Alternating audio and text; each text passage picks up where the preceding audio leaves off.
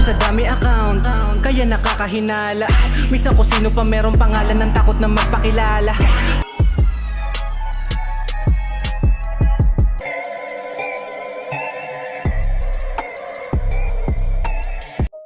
Pistolero nang gigil sa organizer sa Taiwan. Mot may distract.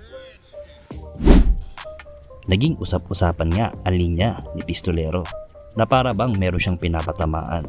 At ayon nga dito ay isang organizer sa Taiwan ang nag-report sa kapwa niya organizer. Ang kaso nga lang ay nagawa ng paraan para hindi matuloy ang pamimirwisyo nito. Kung hindi kami ginahol, hindi to sa'yo nag-resort. Kaya wag kang magalit sa akin. Magalit ka sa nag-report. Kasi pukin ang ina niyan. Alam mo yung feeling na bibigyan ka ng laban, kaya naman maghahanda ka. Mapopospone, matutuloy ulit, kaso yung init na wala na. Kaya kung sino ka man pukin ang ina ka, alam kong tuwan-tuwa ka. Pero ang tanong dyan, dapat nga ba, kung yung mga taong walang progreso lang yung nagpupugay pag meron silang naaabala?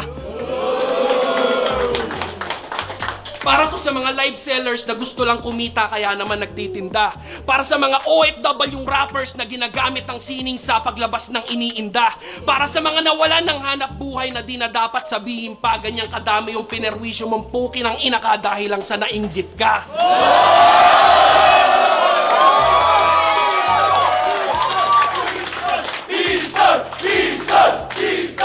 Alam niyo kung bakit ako galit? Kasi ultimo paghahanda namin na apektuhan dahil sa ginawa ng gagong to. Maraming adrenaline ang bumagsak at sulat na nagkagulo. Pero nanatili kaming mabangis. Saksi ang mga taong to. Yung tagumpay ng gabing to, kabiguan ng plano mo.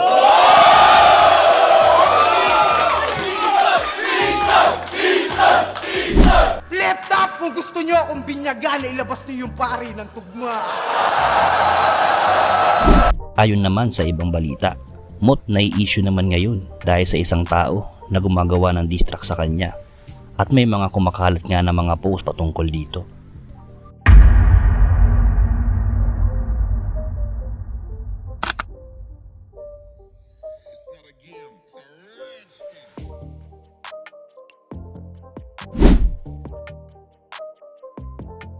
Lahat ng kinamayan ay dapat pagkatiwalaan. Di rin lahat ng lagi mong pinapakinggan ay dapat ng paniwalaan.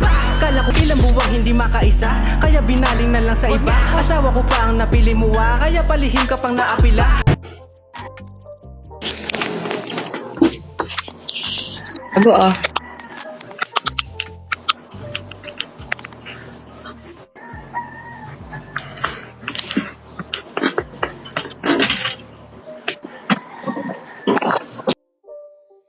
It's not a game, it's a